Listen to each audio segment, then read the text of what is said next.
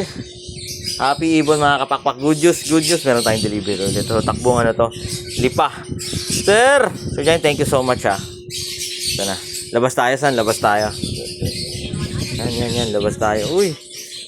Labas tayo. So, medyo pinakain natin to para at least pagdating doon, kakain natin. Again, syempre, kung first time nyo kami napanood dito sa Facebook, YouTube, or TikTok man, this is Sir Kuya Dan. Only sa Dan Cebunan, kwento ang ibon at kung ano patatakbuhin natin. Ganda, saan dito tayo sa ganda ng mga kulay, oh.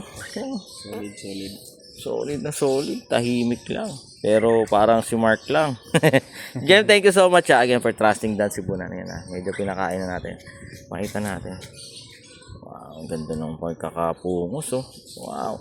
Located po tayo sa 37 Consuelo Street, Marolas, Valenzuela City. Pwede nga dumapo rito pakpak from Monday to Saturday, 8 a.m. hanggang 8 p.m. ng gabi. Sir, maraming salamat for the end time sa pagtitiwala sa Dan Cebunan. Again, syempre, visit tayo yung mga online store natin. Nandiyan sa taas ng caption.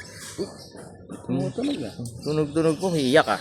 Lazada, TikTok at Shopee. Bisitahin niyo yung mga YouTube channel natin. Ang dami nating videos dyan. Facebook, TikTok na pwede nyo maging video reference. Uy, yun na. Uy, tatakbo natin yan. Saan? Paano iyak-iyak pa? Or gutom na naman. Jem, thank you so much ha. Ito, dalawa. Tatakbuhin na natin. Again, syempre saan? Lagi nilang tatandaan. Mas masaya ang buhay. Pag may ibon sa bahay. Life is happier with birds. At home. Alipay tao na alagang langgam sa balay. Makalingaw, wa sa kalaay, makaldipay habang nagkakape.